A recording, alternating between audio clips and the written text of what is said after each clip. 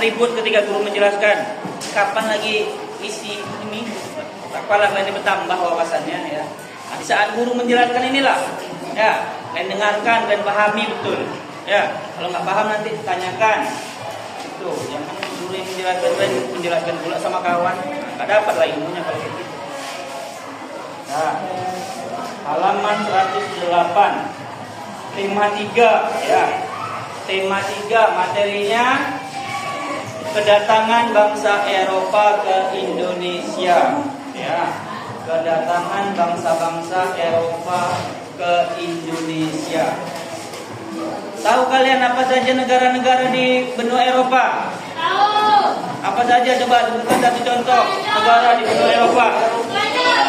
Spanyol, Inggris, Portugis, Prancis, Belanda, apa lagi? Nah, itu banyak lagi ya, termasuk Norwegia, Polandia, ya kan? Argentina, Amerika, beda itu ya. Nah, jadi mereka itu orang-orang Eropa itu tentu memiliki sejarah yang panjang juga di negaranya masing-masing kan. Nah, inilah salah satu yang akan kita pelajari adalah kedatangan bangsa-bangsa Eropa ke Indonesia atau yang dulu dikenal dengan nama Nusantara. Ya. Bagaimana Pak kedatangan awal mereka ke Indonesia Pak? Apa tujuan mereka datang ke Indonesia Pak? Apa tujuan mereka datang ke Indonesia? Salah satunya mencari rempah-rempah. Latar belakangnya bagaimana Pak? Apa faktor yang mendorong mereka datang ke Indonesia Pak? Oh, di buku kalian ada di halaman 110. Ini faktor pendorongnya nih. Ada 10. Yang pertama nih, adanya semangat penaklukan terhadap orang-orang muslim. Adanya semangat penaklukan oleh orang-orang muslim. Kenapa harus orang-orang Islam, orang-orang muslim Pak? Kenapa nggak orang Yahudi aja Pak? Kenapa nggak orang ateis saja Pak? Kan sekarang di Eropa banyak orang ateis, ya kan? Kenapa harus orang muslim? Ternyata ini kita harus ini ya, ini kan berkaitan dengan sejarah, berkaitan dengan fakta. Jadi kita yang beragama Islam maupun beragama Kristen jangan baper ya. Tetap NKRI harga mati ya kan. NKRI harga mati, berbeda-beda tetap harga. NKRI harga mati. Hidup Jokowi. Ya, tidak. Yang pertama faktor pendorongnya adalah semangat penaklukan terhadap orang-orang muslim. Jadi ternyata antara orang muslim sama orang Kristen itu dulu sejarahnya itu mereka sangat sering bertikai, sering melakukan peperangan. Kenapa? Karena memperebutkan satu kota yang dianggap suci. Memperebutkan satu kota yang dianggap suci. Kota apa itu Jafran? Kota apa yang dianggap suci itu Jafran? Kota Kota Yerusalem. Itulah yang menyebabkan dari dulu tuh antara orang Islam sama orang Kristen tuh bertengkar terus, berperang terus. Memperebutkan kota satu yang dianggap suci nih, namanya kota Yerusalem. Nah, sejarah kota Yerusalem ini yang tercatat di sejarah ya. Kalau udah tercatat di sejarah ini berarti kan dia udah dikaji secara ilmiah ya. Jadi berdasarkan yang tercatat di sejarah, orang yang pertama kali menduduki kota Yerusalem itu adalah orang atau suku bangsa Kanaan. Orang apa? Kanaan. Hanya 2, hanya 3. Kanaan. Orang Kanaan dulu yang tinggal itu pertama kali orang Kanaan dulu. Ya, sebelum ada agama-agama, jadi orang-orang dulu menyembah dewa. Ya kan, ada yang menyembah dewa api, ya kan? Apalagi dewa petir, itu batu, sapi. Nah, itu sebelum adanya agama itu dulu. Setelah agama Yahudi muncul, setelah agama Yahudi itu ada, kepercayaan Yahudi ada, barulah kota Yerusalem itu dikuasai oleh agama atau kepercayaan Yahudi. Nah, Jadi kalau kita lihat secara sejarah, ya berdasarkan sejarah, orang Yahudi lebih duluan di Yerusalem. Ya, jadi kita orang Islam gak usah baper seolah-olah Islam aja memiliki kota. Karena berdasarkan sejarah juga agama-agama yang duluan itu kan Yahudi, kemudian Kristen, baru Islam ya kan. Jadi Buddha memang jauh ada duluan daripada tiga agama ya. Apa tadi yang pertama Yahudi kan? Nah, setelah adanya agama Yahudi, berkuasalah Yahudi di kota Yerusalem, menguasai kota Yerusalem, ya kan? Kemudian baru setelah abad pertama tahun Masehi, jadi tahun Masehi yang kita sekarang, kalender yang ada di Indonesia nih, kalender yang kita pakai nih, itu adalah kalender dari orang Kristen. Kalender Masehi itu adalah kalender orang Kristen. Satu Masehi itu dimulai saat kelahiran Yesus. Yang orang Kristen tahu nggak? Paham nggak itu? Ada tahu nggak? Ada kalian tahu? Udah pernah belajar itu? Tahu kan? Sama kalian kan? Jadi kalender Indonesia, kalender Masehi. Kalau orang Islam kan ada lagi namanya kalender Hijriah kan? Kalian lihat kalender. Tapi kalau di Indonesia yang mayoritas semuanya kita pakai adalah kalender Masehi. Itu dimulai sejak 1 Masehi kan sekarang tahun berapa sekarang? 2026. Nah, tahun satunya itu dianggap tahun kelahirannya Yesus. Itu dimulai sejak tahun kelahirannya Yesus. Tuh. Nah, jadi setelah agama apa yang pertama menguasai ini? Yerusalem juga agama Yahudi. Kemudian muncul lagi agama Kristen yang dibawakan oleh Yesus ya kan, atau Mesias atau siapa lah ya kan, kalian lebih paham yang Kristen ya, itulah kan. Nah, kemudian setelah ada agama Kristen, kota suci Yerusalem tadi dibikin dikuasai juga oleh Kristen. Dan jadi sepanjang penguasaannya itu mereka sudah mendirikan yang namanya tembok ratapan. Tembok ratapan itu kan orang Yahudi kan. Nah, kemudian kalau orang Kristennya membangun gereja di kota-kota itu sejarahnya, ya. Kemudian barulah, tetapi kalau yang Kristen menguasai kota Yerusalem itu bukan penduduk aslinya ternyata orang kota Yerusalem itu ketika dikuasai oleh Kristen, orang-orang Eropa justru yang datang ke situ. Orang Romawi, orang-orang Eropa itu kan mereka memeluk Kristen. Mereka awalnya sebelum memeluk Kristen mereka orang-orang Eropa tuh. Jadi jajahnya lah kota Yerusalem tadi. Dikuasailah oleh mereka kota Yerusalem tadi oleh orang Eropa. Nah, setelah masuknya agama Kristen, orang-orang Eropa yang ada di kota Yerusalem itu mereka memeluk agama Kristen. Sehingga itulah awal mula Kristen berkuasa di kota Yerusalem, dibangunlah gereja dan macam-macam. Kemudian barulah pada tahun 1000 belum sampai 1000 kita bahas jauh dari 1000 ya. Barulah pada tahun 571 lama dari sekarang. Berapa tahun yang lalu? 571. Sekarang tahun 2026. 571 berarti berapa tahun yang lalu itu? Berapa tahun yang lalu? Sekitar 1400-an lah ya. Sekitar 1400-an, 1000 tahun lebih. Nah, itulah barulah pada tahun 571 barulah lahir sosok yang sangat berpengaruh lah bagi orang Islam. Siapa? Nabi Muhammad. Jadi Nabi Muhammad itu tercatat dalam sejarah lahirnya kalau kita itu secara kalender Masehi tahun 571 Masehi. Ya. Barulah kemudian sekitar beberapa puluh tahun kemudian, tepatnya pada tahun 637. Tahun berapa Nadil? Tahun berapa?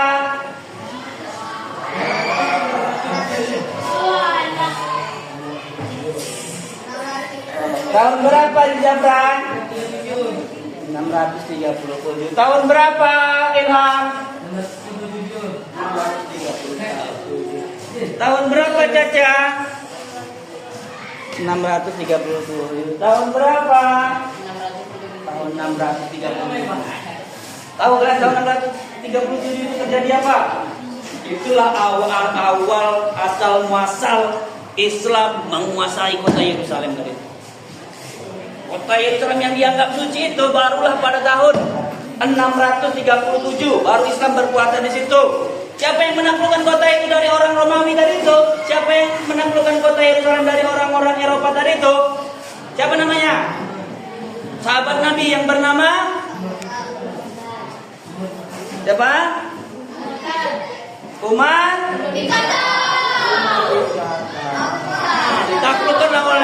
Ditaklukkanlah oleh orang Muslim tadi pada tahun itu. Jadi berakhirlah masa kekuasaan orang Kristen Romawi tadi di situ. Ya, barulah kemudian kota itu menjadi kotanya orang Islam, dibangunlah masjid dan sebagainya. Tetapi orang-orang Kristen, orang-orang Yahudi di situ juga mereka tetap diizinkan beribadah sesuai keyakinan mereka. Ya. Jadi setelah kota itu dikuasai oleh orang Islam, nggak ada yang namanya orang Islam itu menutupi orang agama-agama lain, nggak ada. Ya, yang ke agama-agama lain bebas memeluk agama kepercayaan mereka masing-masing. Ya, cuma nanti dari segi pajak mungkin lebih ditinggikan nih orang-orang yang berbeda keyakinan ini. Itu aja mungkin perbedaannya ya. Paham sampai di situ? Tadi tahun berapa Islam awalnya menguasai kota itu? 637. Barulah pada tahun 1099. Tahun berapa? 1999. Beda antara 1999 dengan 1099. Jauh jaraknya itu. 900 beda jaraknya itu. Kalau 1999 beberapa tahun yang lalu, 27 tahun yang lalu. Kalau 1099 sekitar 1000 tahun yang lalu. Pada tahun 1099. Nih, kalian ini harus tahu juga nih awalnya apa nih? Dasar pokok-pokok hitungan apa nih?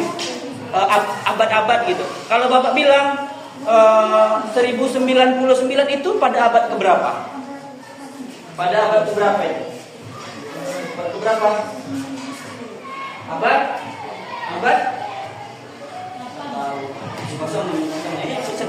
Kelas juara 1 nih, nggak tahu nih mereka nih. Juara 1 yang mau angkat kita. Abad keberapa 1099? Tahu kan? Apalagi ini kalian yang juara 1 yang nggak tahu. Jadi satu abad ada berapa tahun?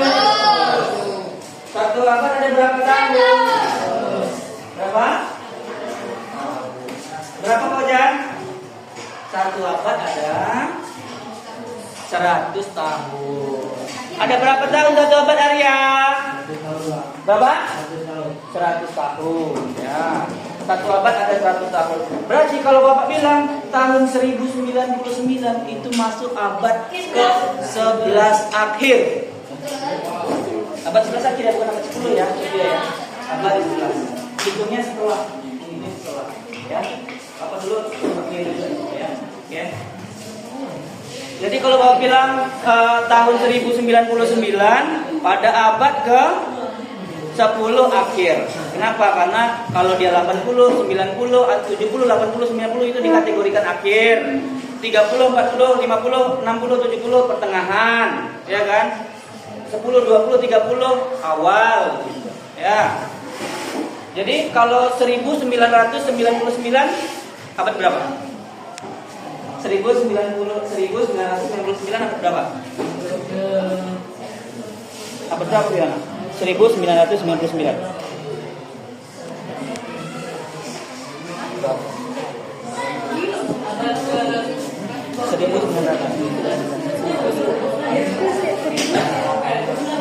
Salah. 1999. Apa berapa? 1999 berapa?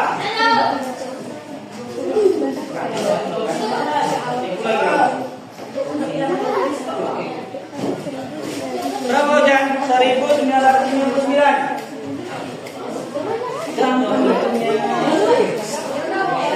Abad 20 akhir. Kasih tepuk tangan sejahtera dulu. Kalian kasih tepuk tangan dulu. Kapan lagi yang kita? Sejahtera juga yang menjawab. Di mana letak sulitnya? Coba kalau tahun 1770 abad berapa? 1770 abad berapa?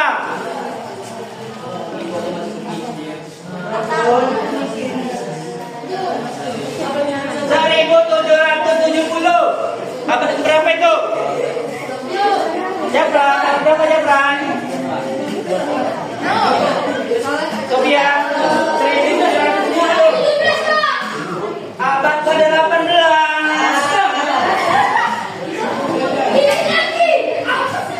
Lambat kan nangkapnya kan?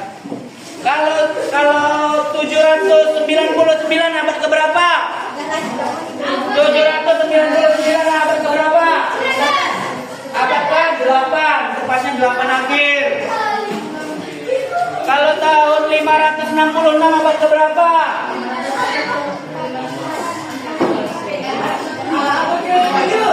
544 abad ke-6. Abad ke-6. Abad ke-6. Tahun 890 abad ke berapa? 890 abad ke berapa? Abad ke-9. Kalau tahun 2026 abad ke berapa? Sekarang ini abad ke berapa nih kita nih? Abad 21 sekarang ini. Paham? Abad 21 bukan 2 sama 1 tapi abad 21 itu tepatnya. Itu main kita. Abad 21. Tapi orang Indonesia kan katanya sudah singkat abad 21 dibilang abad 21. Ya, udah paham itu ya? Nah, selanjutnya lagi tadi kembali ke pokok pembahasan kita di tahun 1999 atau beberapa sekitar 1400-1500 tahun yang lalu ya, 1099. Tadi kota Yerusalem dikuasai siapa tadi yang menguasai tadi? Dikuasai oleh Islam. Ya, tadi kan dikuasai oleh Islam tuh. Sejak tahun 637 itu kan dikuasai oleh Islam, ya kan? Barulah pada tahun 1099 atau sekitar 400 tahun kemudian datang lagi orang-orang Eropa. Datang lagi orang-orang Eropa, orang-orang Eropa itu dulu mereka satu kerajaan namanya kerajaan Romawi ya. Jadi kalau Bapak bilang orang Eropa sama orang Romawi itu kurang lebih sama aja ya, karena dulu orang Eropa itu nama kerajaannya kerajaan Romawi. Ya, paham? Oke, jadi pada saat itu pada tahun 1099 datang lagi orang-orang Eropa, orang-orang Romawi itu untuk kembali menaklukkan kota suci Yerusalem dari tangan orang-orang Muslim. Ya, ada pokoknya tentara gabungan lah yang datang dari orang-orang Eropa itu ya. Ada dari kerajaan Prancis, kerajaan Inggris, ya bersatu mereka menjadi satu kesatuan namanya tentara salib. Nah, salib kan simbol orang Kristen kan. Datang lagi para tentara salib, gabungan orang Eropa itu ke Yerusalem untuk menaklukkan kota suci Yerusalem dari tangan-tangan orang Islam. Sehingga pada tahun 1099 kota Yerusalem kembali dikuasai oleh Yahudi. Dari mana asalnya Yahudi? Kan ini coba dari Kristen, apa itu? Coba Yahudi. Tahu ya kan?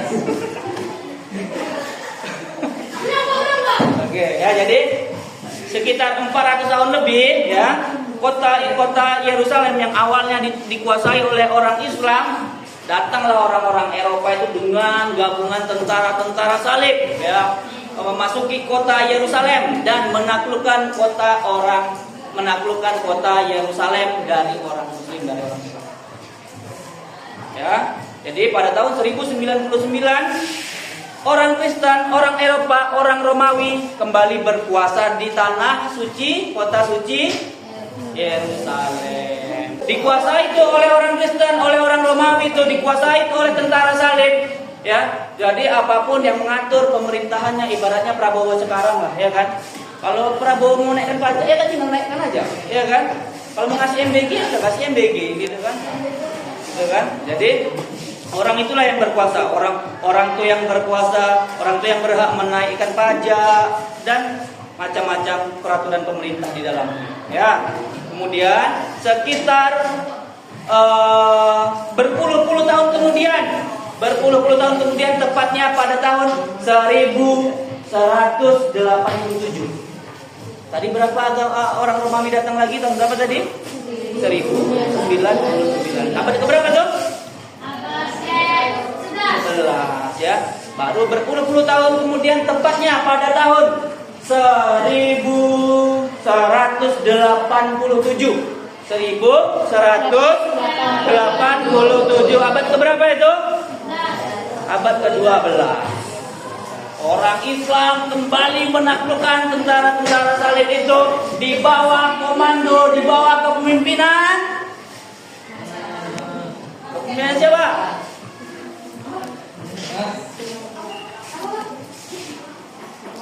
Siapa lagi? Tadi yang pertama yang menaklukkan kota Yerusalem, Umar bin Khattab. Sekarang siapa lagi yang menaklukkan? Pada tahun 1187 orang Islam kembali menaklukkan kota Yerusalem. Salah. Siapa? Siapa Sofia? Pokoknya yang terkenal dengan pedang panjangnya, ya kan? Yang terkenal dengan kekuatannya. Nabi Muhammad sudah wafat pada saat itu. Dia adalah tidak lain dan tidak bukan adalah Salahuddin Al-Ayyubi. Siapa? Salahuddin Al-Ayyubi. Siapa dia? Salahuddin Al-Ayyubi. Siapa Jamani? Oi, orang kalau guru menjelaskan, perhatikan. Jangan tidur aja, biar isi sedikit ya. Jangan FF aja, jangan Mobile Legend aja. Ya, ini menambah wawasanmu nih. Kalau nggak kayak gini nggak terpola kerja otakmu tuh. Yang ada pola otakmu tuh kerjanya hanya game aja. Gitu kan. Siapa tadi? Salahuddin? Itulah, dialah yang berkuasa tuh. Sampailah kota Yerusalem itu dikuasai oleh Turki Utsmani, selanjutnya kekaisaran Khalifah Utsmania, kemudian sampai nantinya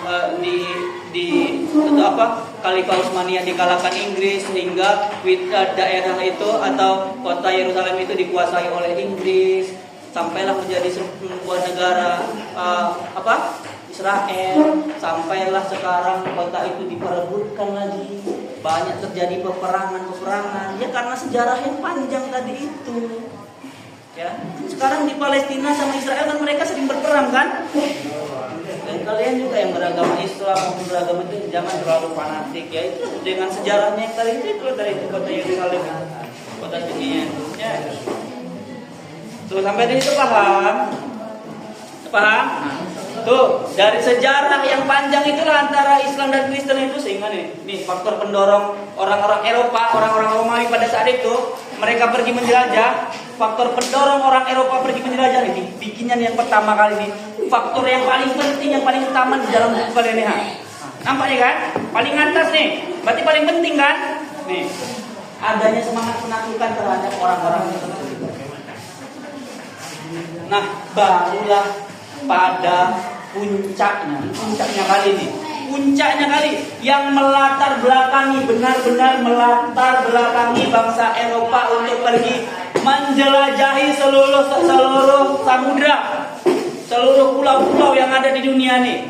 Nih, yang paling melatar belakanginya adalah jatuhnya atau ditaklukkannya kota Konstantinopel yang sekarang berada di kota Istanbul, negara Turki. Ya, nah itu. Jadi kota Istanbul yang sekarang ada di negara Turki itu, yang dulunya punya orang-orang Kristen Romawi, ya, ditaklukkanlah nih kota ini oleh orang-orang Islam di bawah kepemimpinan Sultan Muhammad II. Kalau dalam bahasa Turkinya mereka menyebutnya Sultan Mehmet. Muhammad itu kalau orang Turki menyebutnya Mehmet. Mehmet keberapa? Muhammad keberapa? Sultan Muhammad kedua. Tuh. Di bawah kerajaan atau kekhalifahan Utsmaniyah. Jadi orang-orang Turki menyebut kerajaan, kalau kita kan kerajaan Majapahit, ya kan, kerajaan apa lagi, Pajajaran, ya kan, kerajaan apa lagi, dan lain-lain, kerajaan dan lain-lain lah ya, Sriwijaya dan lain-lain. Kalau mereka menyebutnya pada saat itu zaman Khilafah Utsmaniyah. Apa? Khilafah Utsmaniyah. Sekarang negara Turki itu, tuh dulunya Khilafah Utsmaniyah tuh. Nah, ada satu kota yang ditaklukkan namanya kota Konstantinopel. Kota Konstantinopel ini dulunya dikuasai oleh orang-orang Kristen Romawi. Kemudian ditaklukkan oleh orang Islam kembali pada tahun berapa, Pak? Tahun 1453. 1453 abad keberapa itu? 1453 abad keberapa?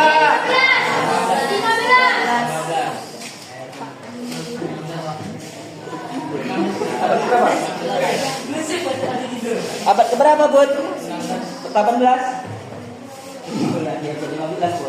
1453 abad ke-15. Tuh, 1453 ditaklukkan kota Konstantinopel itu. Sebelumnya punya orang Kristen menjadi dikuasai oleh orang Islam itu. Di mana kota Konstantinopel itu adalah kotanya menjadi penghubung, ya, menjadi penghubung pelayaran dan sumber rempah-rempah bagi orang-orang Eropa saat itu. Jadi kota Konstantinopel itu adalah kota penghubung yang menghubungkan antara Asia dan Eropa. Jalur perdagangan rempah-rempah. Disitulah yang dulu-dulu orang-orang Kristen itu, orang-orang Romawi itu, orang-orang Eropa itu berjualan rempah-rempah di sekitar Konstantinopel itu. Setelah kota Konstantinopel itu dikuasai, ditaklukkan oleh orang Islam, mereka pergi dari kota Konstantinopel itu. Orang Islam nggak menyuruh pergi, ya, tetapi dengan cara menaikkan tarif pajak. Jadi orang-orang Eropa kalau mau berdagang itu silakan. Orang-orang Kristen atau dan lain sebagainya selain Islam yang mungkin ya, nah dinaikkan atau tarif pajaknya. Sehingga orang-orang Eropa, orang-orang Romawi pada saat itu nggak maulah takluk mereka sama orang Islam. Jadi sehingga mereka mencari rute pelayaran dari jalur lain. Nggak melalui jalur kota Konstantinopel lagi, melalui jalur lain. Ya, kenapa Pak harus ke belah dunia, Pak? Karena pada saat itu rempah-rempah itu sangat penting di Eropa, ya, sangat penting. Tepuk siang, tepuk pagi, tepuk sore, tepuk pagi, tepuk sore, tepuk pagi, tepuk malam.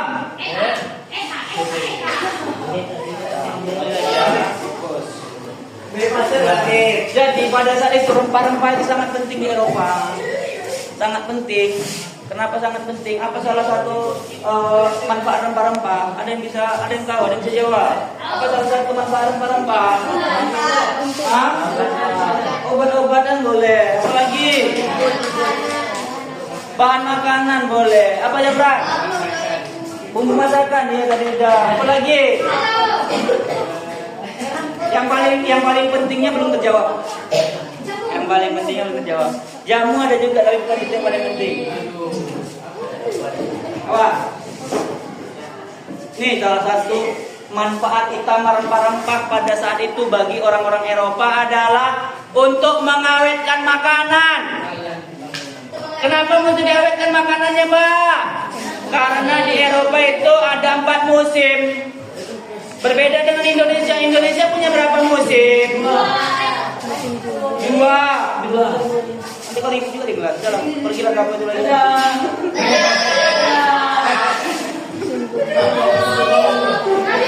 Nah, di Indonesia ada berapa musim?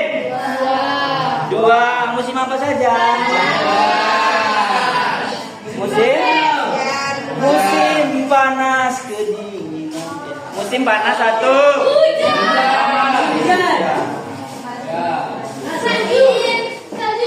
Nah, kalau di Eropa punya 4 musim. Apa saja musimnya? Musim semi. Musim semi tahu maksudnya? Tahu. Musim semi itu daun-daunnya mulai tumbuh. Nah, itu peralihan dari musim salju tuh, yang terjadi dari bulan Februari sampai beberapa bulan kemudian sampai bulan April atau Mei lah ya. Nah, kemudian ada namanya musim panas. Setelah musim semi, musim panas. Kemudian musim apa lagi? Musim gugur. Nah, musim gugur inilah menandakan bahwasanya salju akan turun. Musim gugur inilah menandakan musim dingin akan turun. Sehingga setelah musim gugur ada musim apa? Musim dingin. Nah, ketika musim dingin inilah salju turun. Ketika salju turun inilah rempah-rempah sangat digunakan, sangat dibutuhkan. Kenapa? Untuk mengawetkan makanan tadi. Kenapa mesti diawetkan, Pak, makanannya, Pak? Karena ketika salju turun mereka nggak bisa lagi pergi cari makanan di luar rumah. Nggak bisa lagi mereka pergi cari makanan di luar rumah ketika salju turun. Bisa nggak kalian pergi keluar rumah ketika salju turun? Bisa kan? Sehingga makanan daging-dagingan mereka itu diawetkan, ya, diawetkan, dikasihlah rempah-rempah tadi itu untuk mengawetkan makanannya. Nah, sehingga pada saat itu rempah-rempah itu menjadi sangat mahal karena sangat dibutuhkan juga. Kemudian harganya sangat mahal karena sumber rempah-rempah mereka di sana udah nggak ada lagi, ya kan? Kota Konstantinopel itu udah nggak punya mereka lagi.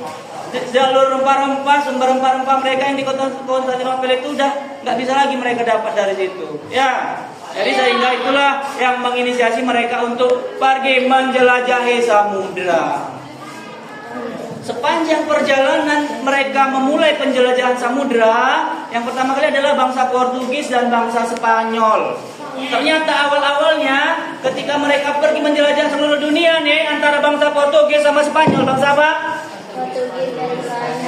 Portugis dan Spanyol. Awal-awalnya mereka pergi menjelajah dunia, mereka berantem aja terus di jalan. Mereka berantem aja terus jalan tuh. Kenapa mereka berantem? Merebutkan wilayah mereka, merebutkan wilayah kekuasaan, merebutkan wilayah jajahan mereka. Tuh. Jadi ke mereka nanti Portugis sampai di pulau ini, datang juga bangsa Spanyol, berantem lah mereka itu. Aku duluan, oh, mau aku duluan nih. Ya udah berantem kita, ayo main. Gitu kan? Main. Nah, itulah sehingga pada tahun 1492, tahun berapa? 1490. Abad keberapa? Masih abad ke-15. Tepatnya abad 15 akhir, ya. Dibuatlah perjanjian yang namanya Perjanjian Tordesillas. Perjanjian apa?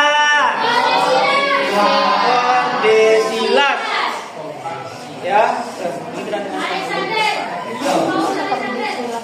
Nah, Perjanjian Tordesillas antara bangsa Spanyol dan apa? Portugis. Antara bangsa apa? Antara bangsa Spanyol dan bangsa Portugis. Tahun berapa perjanjiannya dibuat? 1492. Apa isi perjanjiannya, Pak? Isi perjanjian Tordesillas ini membagi dua jalur rute pelayaran. Membagi dua wilayah jalur rute pelayaran antara orang Portugis dan orang Spanyol. Orang Spanyol mendapat rute ke arah barat, orang Portugis mendapat rute pelayaran ke arah timur. Orang Spanyol mendapat wilayah rute pelayaran ke arah mana? Arah Portugis. Jadi ya perhatikan Jadi tahu kalian tahu negara Eropa kan? Tahu kan benua Eropa tahu kan? Nah, Eropa ke arah timur, ini Eropa nih. Ini bawa berdiri ini Eropa. Eropa ke arah timur, ini jalur pelayaran siapa? Portugis. Dari Eropa ke arah barat, jalur pelayarannya siapa? Spanyol. Ya, supaya apa dibagi-bagi gitu rute pelayarannya? Supaya nanti ketika mereka sampai di pulau-pulau tertentu nggak terjadi konflik lagi, nggak berantem lagi mereka, supaya nggak ketemu lagi mereka di jalan. Paham? Setelah itulah barulah mereka pergi memulai penjelajahan ke seluruh dunia. Sampailah pada tahun 1509. Pada tahun 1509 abad keberapa itu? Abad ke-16. Sampailah pada tahun 1509 bangsa Portugis pertama kali sampai di Malaka. Malaka itu negara apa sekarang, Pak? Malaka sekarang negara apa? Apa, Sofia? Malaka, Sofia. Selat Malaka. Australia. Malaka negara apa? Negara Malaysia sekarang. Malaka itu sekarang negara Malaysia, ya. Jadi bangsa Portugis pertama kali sampai di Asia Tenggara. Tahu kan Asia Tenggara kan? Apa saja contoh negara Asia Tenggara coba zaman ini apa? Salah satu contoh negara Asia Tenggara kan Indonesia. Timor Leste apa? Argentina? Nah, nggak tahu kan? Nggak tahu, masih kosong. Nah, apa Japran? Salah satu negara Asia Tenggara Japran selain Indonesia. Bukan. Negara Asia Tenggara ini negara-negara yang ada di sekitaran Indonesia loh. Apa aja? Indonesia, Malaysia, Singapura, Brunei, Thailand, Myanmar, Laos, Vietnam, lagi Thailand, Australia nggak termasuk, Timor Leste. Yang ini, yang kalau kalian sering nonton bola tuh yang masuk AFF itu, tahu kan? Itu kan negara-negara ASEAN, nah itu negara yang main bola di ASEAN itu, ya. Nah, jadi tahun berapa tadi Portugis pertama kali sampai di Malaka? 1509. Pertama kali mereka menginjakkan kakinya di Malaka ya.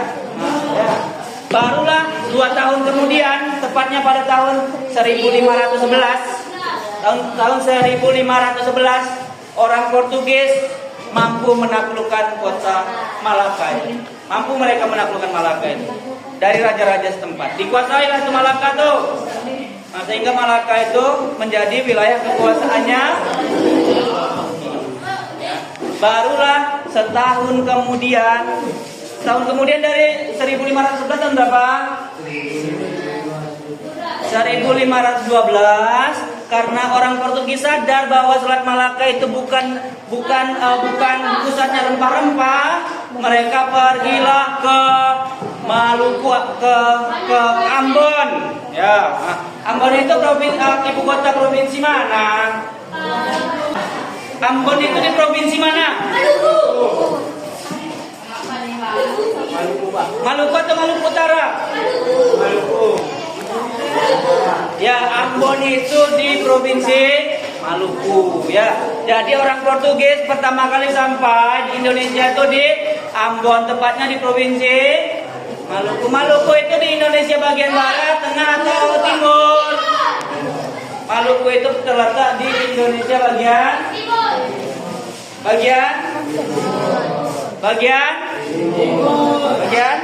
bagian timur ya. 9 tahun kemudian, tepatnya tahun berapa tuh kalau 9 tahun kemudian? 9 tahun dari 1512. Tepatnya pada tahun 1521 barulah bangsa Spanyol sampai di Indonesia. Tahu kan kalau udah ketemu kan mereka berdua nih kan, apa yang terjadi? Bertikai lagi mereka nih. Bertempur lagi mereka itu. Untuk apa? Merebutkan wilayah jajahan, merebutkan wilayah yang dikuasai oleh kedua belah pihak itu. Kemudian setahun kemudian pada tahun 1522 dibuatlah perjanjian Zaragoza. Perjanjian apa pun? Zaragoza. Perjanjian apa? Zaragoza. Perjanjian apa? Zaragoza. Ditulis Zaragoza tapi di Zaragoza. Perjanjian Zaragoza dibuatlah. Untuk apa dibuat perjanjian itu? Yaitu tadi untuk menyelesaikan konflik lagi antara Spanyol dan Portugis. Ya. Sehingga dari hasil perjanjian itu kota Ambon, provinsi Maluku kembali ke tangan bangsa Portugis dan orang Spanyol pergi dari Maluku, sehingga orang Spanyol mereka pergilah berlayar ke Filipina dan Portugis masih tetap menetap di Indonesia atau di Nusantara atau tepatnya di Ambon di Maluku. Ya, sampai itu udah paham?